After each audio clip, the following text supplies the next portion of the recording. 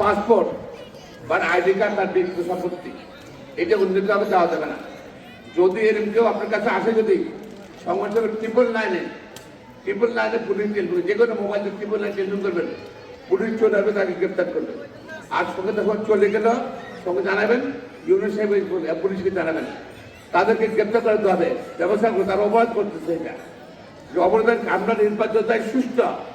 BNP দেখো খালেদার দল, শহীদ জিয়ার দল, তারেক রহমানের দল, আমরা চাই সুষ্ঠু নিরপেক্ষ নির্বাচন। এই নির্বাচন চালাই করবা, জালিয়াতি করবা, পিটিএন কমিশন দিয়ে। অনেক শিক্ষক আছে না, জামাত ইসলাম করেন, তারা পিটিএন কমিশন দায়িত্ব দিবেন। সাবধান করে দিতে চাই। আমরা চাই না কোন শিক্ষক রাজনীতি করতে পারেন, কোন পক্ষে, দলের পক্ষে, বিএনপির পক্ষে বা জামাতের পক্ষে আমরা কাজ করছি, আমরা চাই না। চাকরি করেন, নির্বাচনের নির্বাচনের সময় জামাতের পক্ষে কাজ করবেন, তাহলে কিন্তু আইন অনুযায়ী কিন্তু আপনার ব্যবস্থা গ্রহণ করা হবে না। আমরা চাই সুস্থ নিরপেক্ষ নির্বাচন।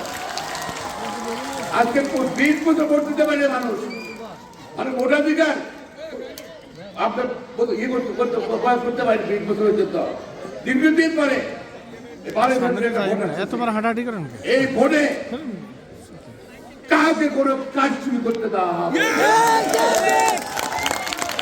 তাই বিশ্বাস করে, তাই বিশ্বাস করে। সুতরাং যদি কেউ কাজ শুরু করার চেষ্টা করেন, তাহলে দাঁত ভাঙা জবাব দেওয়া তাদেরকে ছাড়বে না। প্রিয় ভাই বোনেরা, আপনারা ভালো থাকেন, ম্যাডামের জন্য দোয়া করেন। আর আমি তো আপনার ভাই, বিপদ আপনারা সবসময় ছিলাম।